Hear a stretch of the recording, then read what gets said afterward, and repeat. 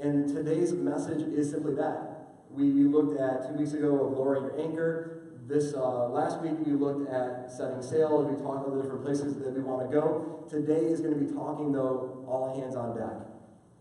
Because when you're out to sea, the entire crew has to be involved. Everybody has to be doing their job, their part, in order to see the ship go where it's supposed to go. So this morning, I have a lot that I want to go through today, and I want to make sure that I get you out on a timely fashion as well. So we're going to jump right into Matthew chapter 23. I'm going to be using, starting verse 1, I'm going to be using the Message version, which I don't normally do. The Message version is a great version to read. I don't necessarily like preaching from it because it's more of a paraphrase than a direct translation. But as I read it and looked at it, I felt like it was very appropriate for this morning.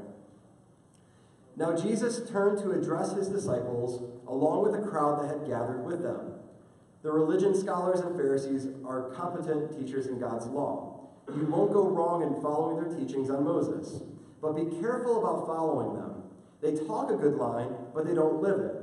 They don't take it into their hearts and live it out in their behavior. It's all spit and polished veneer.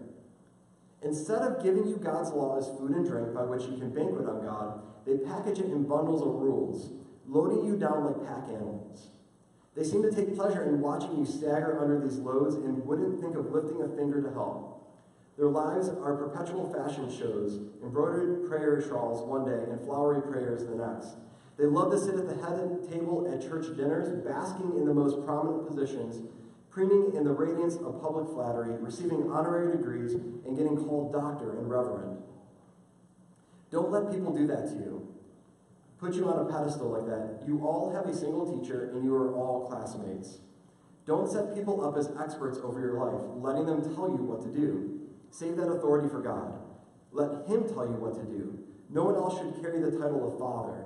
You have only one Father, and he's in heaven. Don't let people maneuver you into taking charge of them. There's only one life leader for you in them, Christ. Do you want to stand out? Then step down. Be a servant. If you puff yourself up, you'll get the wind knocked out of you. But if you're content to simply be yourself, your life will count for plenty. Before I go on, I want you to hear verses 8 through 12 one more time. Don't let people do that to you, put you on a pedestal like that. You all have a single teacher, and you all are classmates. Don't set people up as experts over your life, letting them tell you what to do. Save that authority for God. Let him tell you what to do. No one else should carry the title of Father. You have only one Father, and he's in heaven. And don't let people maneuver you into taking charge of them. There's only one life leader for you and them, Christ. Do you want to stand out? Then step down. Be a servant. If you puff yourself up, you'll get the wind knocked out of you. But if you're content to simply be yourself, your life will count for plenty. There's 3 things I want us to take away this morning. The first one is this: don't undervalue yourself. The second one, don't overvalue yourself. And the third one is give yourself away. I want to start, before I unpack all those 3 things, by showing you a very quick video. So look up at the screens for a moment. Everybody knows about playing with dominoes, but what you may not know is that a domino can knock over another domino, which is about 1.5 times larger. So what I have here is a chain of dominoes. Each one is 1.5 times larger than the previous one. And the smallest domino is about 5 millimeters high and 1 millimeter thick. And I will carefully place it.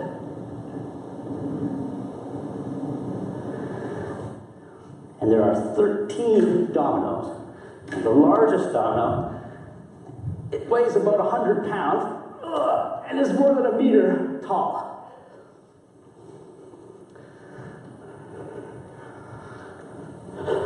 Ready?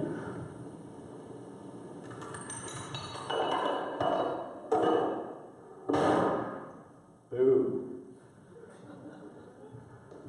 That was 13 dominoes. If I had 29 dominoes, the last domino would be as tall as the Empire State Building. Here's the thing I want you to realize this morning, is we can look at those dominoes, and it's very easy to look at the 5 millimeter tall domino and think that it has no value, no significance, and it has no real purpose. It's really easy to look at the 5mm domino and say, what's the point? Why should I even care? Why should I give? Why should I try? I'm not much at all. And it's very easy to look at the 1 meter tall, 100-pound domino and say, I'm all that in a bag of potato chips. Like, I'm good. Everybody should look at me. I should be up on stage. I can make a big impact. But when we look at what we just saw, the thing to take away, and if you take away anything today, realize on its own, that 100-pound domino can't fall by itself. In each of those dominoes, that 5mm domino can't knock down that 100-pound domino. But if every domino does its part, does what it's designed to do, a major impact can happen. And imagine if you continue that sequence out, like he said, to a 29th domino, the Empire State Building would in essence be able to be knocked down because a 5mm domino did what it was supposed to do. Imagine what that could mean for us as a church, for Christianity, for people meeting Jesus. If even those of us in this room who would say, I'm nothing more than a 5mm domino, would do their part, use their giftings, use their talents, give their resources, do exactly what God has called them to do, the impact that could happen for our world, because the insignificant people who really aren't insignificant because you are created in the image of God, you are wonderfully and fearfully made. You may feel insignificant, but in the greater picture, you have a part that's important, because otherwise, the greatest things can't happen without everybody being involved. We were just looking a moment ago in Matthew chapter 23, but if we look a few chapters earlier at Matthew 17, verse 20, you see this. Because you have so little faith, truly I tell you, if you have faith as small as a mustard seed, you can say to this mountain, move from here to there, and it will move. Nothing will be impossible for you. This is in reference to the disciples saying, well, why weren't we able to cast out a demon? And Jesus comes at them and says, because you have so little faith.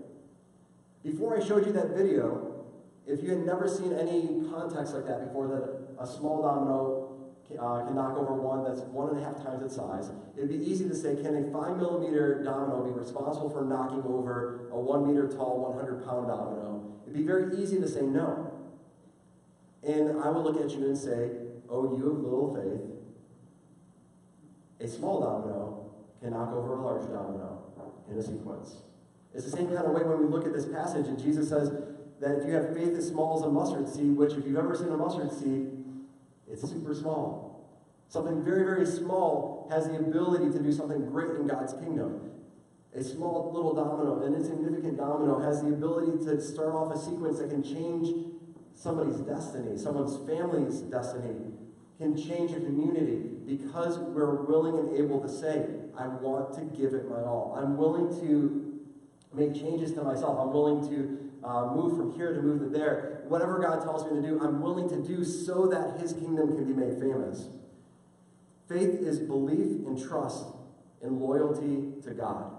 So when we see that, you have little faith, once you see that sequence, you can no longer deny that a small domino has the ability to knock over a sequence of larger and larger and larger dominoes. The same thing, once you start trusting God and doing what God has said, your faith will grow, because you'll start seeing the things that God can do when you'll just do simply what he's called you to do.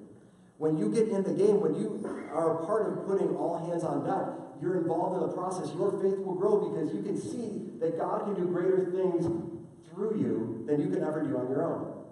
But you have to trust that God can do the impossible things, and as you start seeing them happen, it becomes easier to follow and easier to follow, and then all of a sudden when God says, I want you to go and do this, you say, okay.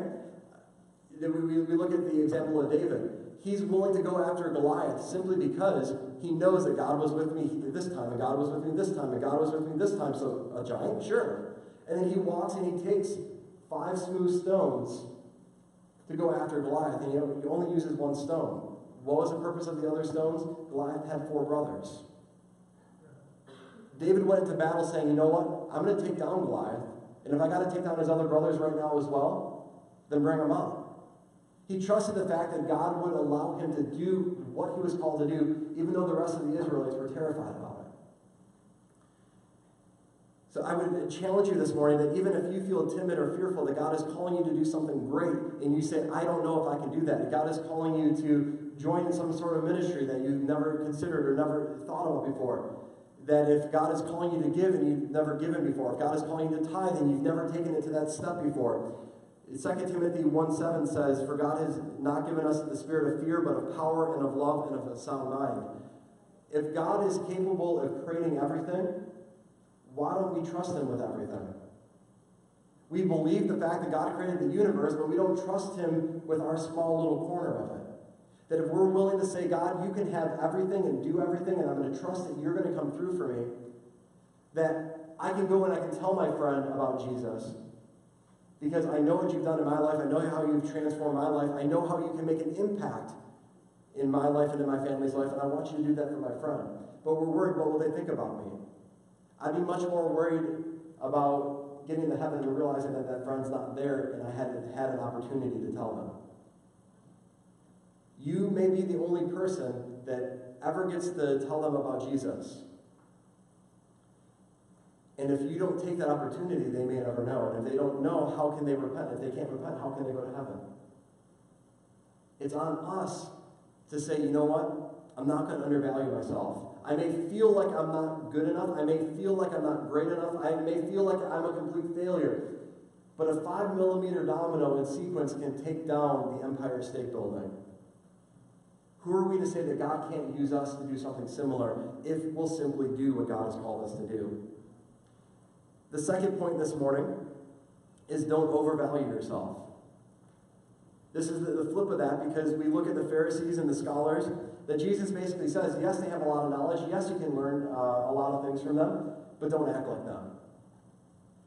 Too often especially in the American gospel, we look at a lot of preachers and pastors that you'll see on TV who will talk a big game, that they have what looks to be great ministries, but there are people that if you came into contact with them on a face-to-face basis, their pride is much greater than their humility is.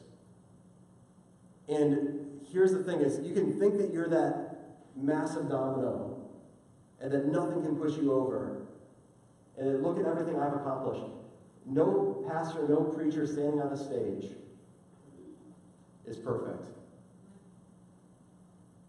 And too often we elevate people who have the platform and have the stage or have the voice or can play guitar, can do any of these different things because they get to be on the platform and they are doing what we would consider leading. And because we see them as individuals who are leading, that wow, they have it all together. They've got this Christian thing, they've got it better than I do. When in reality, God calls us to be servants, not to be entertainers. And too often, we treat pastors, we treat worship groups, we treat people who have great and fantastic talents, even if they're given to them by God. We treat them as if they're entertainers, they're up on platforms. And then all of a sudden, it's very easy once you start lifting someone to a platform that if they don't make themselves stay humble, they're elevated, they start losing sense of why they were put in that position in the first place. And it wasn't so that they could get praise, it was so that they could help direct praise to God. And the thing that we need to realize is that Christianity is all about being a servant. It's all about reaching down and grabbing the servant's towel and doing the work that God has called us to do. That if serving is beneath you, leading is beyond you. If serving other people is beneath you, leading is beyond you. We need to be a church full of servants, not a church full of leaders. Because as we're serving people, people see that there's something different. As they see that there's something different, they start following to find out what that something different is. If you want to know if you're a leader or not, look behind you and see if anyone's following. Because if people aren't following you, you're not a leader. You would more than likely fall into this category of the religious scholars and Pharisees who talk a big game. They look like they have it all together, but they really are just loading people up with rules and laws that they can't maintain, they can't follow. I'm much more interested in pointing people towards the Jesus that has grace, that will forgive them of their sins, cleanse them of their unrighteousness, than me, because I can't save anybody. All I can do is point and direct people towards the one who can. And so as Christians, we need to make sure that we don't undervalue ourselves, because you are wonderfully and fearfully made, but we don't overvalue ourselves, Because all of a sudden you make yourself prideful. You make it about yourself. And Christianity isn't about you. Christianity is about the one who died for you. And if we start elevating ourselves, we miss the entire purpose of the gospel. And so then the third point this morning, the one I'm going to spend the most time on, is giving yourself away. In 1906, Italian economist Vilfredo Pareto noticed that 80% of Italy's land was owned by 20% of the people. He became obsessed with this and started seeing this 80 to 20% ratio everywhere. That he would go out to his garden and 20% of his plants would grow 80% of his peas. And he would realize that through and through in society, 20% of all the efforts that you would put into things, you would have 20% creating 80% of the results. And this is still true in business and in economics, and people still study the Pareto principle to this day, and it's very true in the church even. It tends to be that 20% of the people in the church do 80% of the work. 20% of the people in the church do 80% of the church's giving. 20% of the people in the church do 80% of the evangelizing. 20% of the church does 80% of the praying. Think about that for a moment. What if we ever got to a spot as a church where we said, we don't want the Pareto principle to be true of our church? That as a church, we said, even if I can't give a lot, I'm going to give and I'm going to be faithful and do what God has called me to do. Even if my ability to do different things is limited, I'm going to take the talents I have and I'm going to serve God. That if all of a sudden we could say that 100% of this church is doing 100% of the giving, 100% of this church is doing 100% of the serving, 100% of this church is doing 100% of the evangelizing, what a difference we could make in our community if we all get involved. But we hear this idea that 20% is doing 80% of the work. And you look at churches, if that idea is true, if even of big churches, how much untapped potential is there in the Christian church if we would all just get involved and do our part? And the thing that I love seeing so far in this church is that I see so many people who are involved. I already think that we're greater than 20%.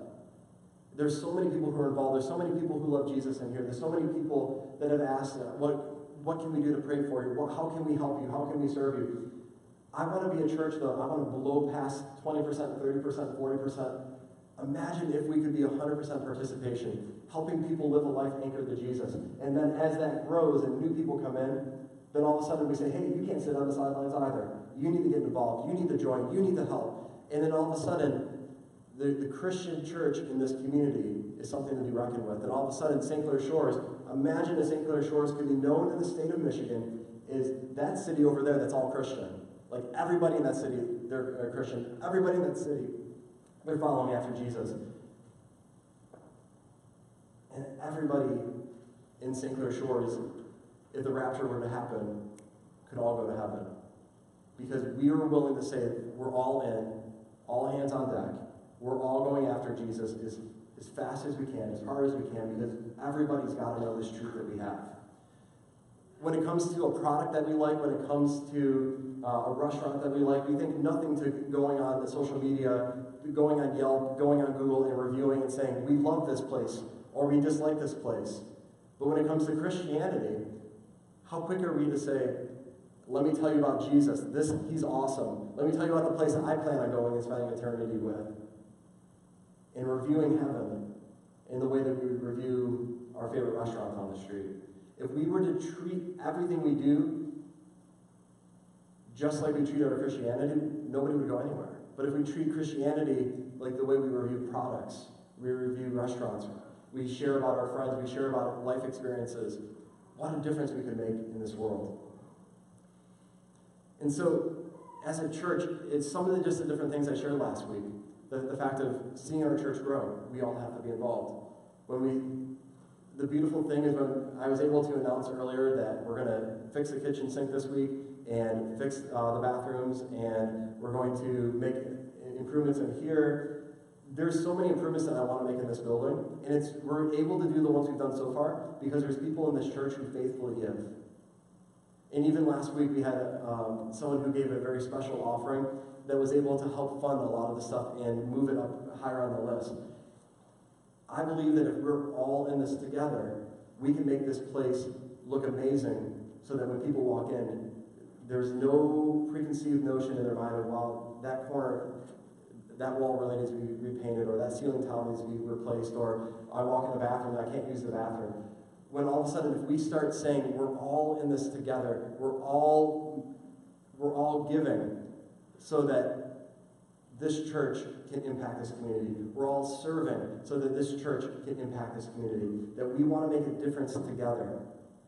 If we are truly a church of servants, and we're able to say, hey, we need more people to help serve with the sound and the technology in here, because as we grow, there's a greater need. I want to see more people up here on the stage. I want to see more people singing. I want to see more instruments. But when you have that side of it, you also have to have more people helping with tech, because there's more things that could go wrong, and you have to have people that are ready to say, let me help fix that. This is what I need to do here, this is what I need to do there. As we have more people starting to attend, we need more greeters, because there's more people coming in the door, so we need more people helping. That as we grow, we're going to have more kids in our kids ministry. The typical stat, if you have a healthy kids ministry, is that your kids ministry and your youth ministry should each be 10% of your church's size. The beautiful thing is we're already beyond that stat, which makes me happy. But imagine if all of a sudden we become 700 people overnight, like God does something crazy, and all of a sudden, a month from now, we're 4 times our size. We need more people serving by rocking babies, by playing with toddlers, by teaching kindergarten through 5th grade, teaching them about Jesus, playing with them, having a fun time with them. It's about serving. And I told you guys that last week, I want to rid our church of the word volunteer. A volunteer is simply a servant that's not humble. The reason being is a servant is someone who says, I want to invest my time in this because this is important. Where a volunteer will show up and say, I'm going to do this for a little bit because it's going to make me feel good. It's going to be something good I can put on a letter or on a resume or my college application. It's going to make me feel good. I'm going to get something out of this. Where serving is saying, what can I give away? That when I spend time with my girls, I don't spend time with them. I invest in them. Because spending time with them is saying, you know what, I have this much allocated for you. Investing says, I want to give you what I have. Then when we think, even with the church, and let me say this to the men in the room, when it comes to children's ministry, let me really hit this point home. We're talking about one of the most fatherless generations in the history of America right now. Let me read a couple stats to you. 63% of youth suicides are from fatherless homes. That's 5 times the average. 90% of all homeless and runaway children are from fatherless homes. 32 times the average. 71% of all high school dropouts come from fatherless homes. 9 times the average. That when we're in a society right now, that all you have to do is simply look at what's happened at Michigan State in the last week, where people don't trust the authorities, people don't trust, is this good, will this be safe for me? We need to be a church where everywhere we are, everything we do, people can trust and say, that place is safe, that place loves Jesus, that we have men and women and teenagers serving in all areas of the church. But especially when it comes to children's ministry, we need to have men in there who love Jesus, who can prove to our society that not everybody's weird and crazy, and you can come to this church and you can trust that this church and the people in it love and trust Jesus Christ and will pour and invest. They're not going to take anything away from your family. They want to pour and invest and give to your family. That this is a church of servants.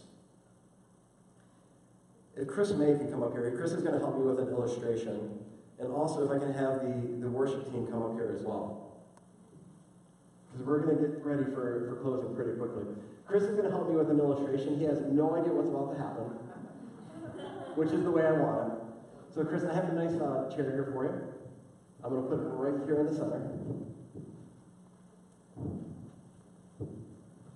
And I would like for you to take a seat.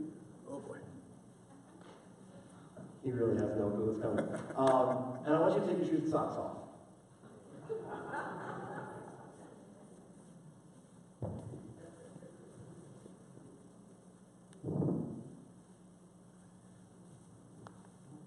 The reason being is this.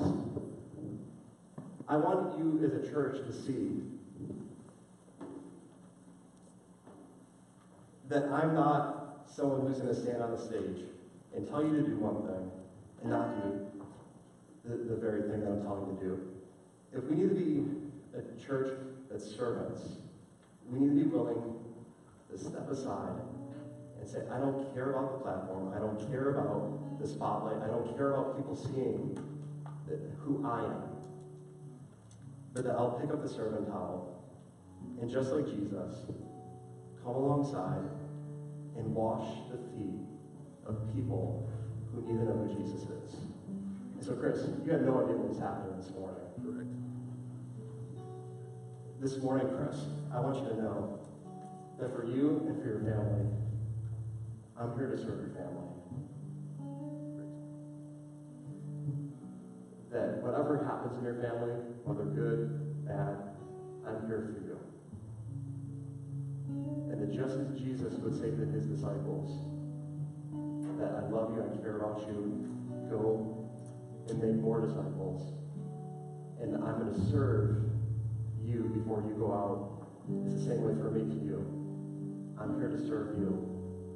That is, I pick up my towel, you pick up your towel as well, and you go out and you reach the people that are in your world. So this morning, maybe cold, so I apologize. The reason why Jesus would wash the feet is they would wear sandals, and their sandals would allow them to get dirty, so when they came into the house,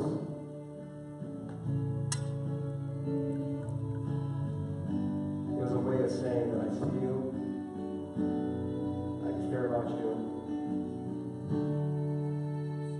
and that I value you, that I want to take care of something that would seem so meaningless. It's something that would make me feel humbled. But I want you to see that I value enough to take care of the very most basic needs in your life.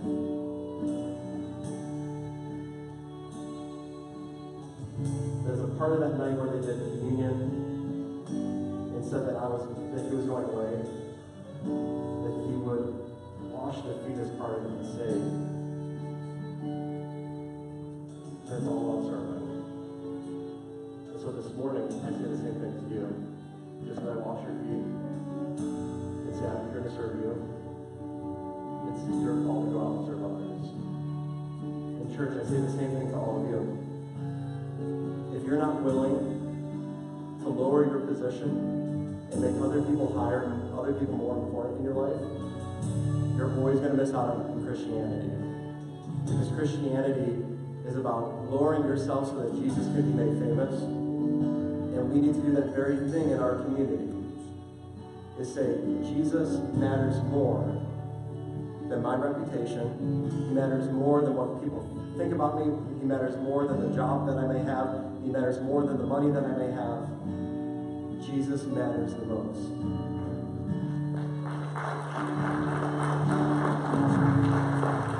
So this morning, Chris, I'm going to give you this towel. And I want you to take this and place it somewhere that's just going to remind you that you need to live a life that honors God as you serve others in everything you do. And this morning, I'm going to have something for all of you. I don't have enough time to wash all your feet this morning. Trust me, though, if that's what it took, I would do it. But for each and every one of us this morning, you're going to get a 2-inch domino. And I want you to take it and I want you to place it somewhere in your home. I want you to take it and place it somewhere at your office, wherever it may be where you can see it. I have a domino that's been sitting on my desk for about 2.5 years now that I look at and say, the little bit that I may have that if I allow God to use me, the impact that I can make for the kingdom. So maybe it's you need to take it to work and you need to put it on your desk. And so when people ask, why do you have a 2-inch domino sitting there, you can say, because I want to have a big impact for God's kingdom. And so we're just going to, this morning during our altar time, we're going to sing Anchor one more time. We've sang it the last 2 weeks because we want to make people able to live a life so that they can be anchored to Jesus Christ. And then we're going to hand out these dominoes, and then we're going to go out and make a difference in our world. So if you just join, and we're just going to sing Anchor together, just come up to the altars, please.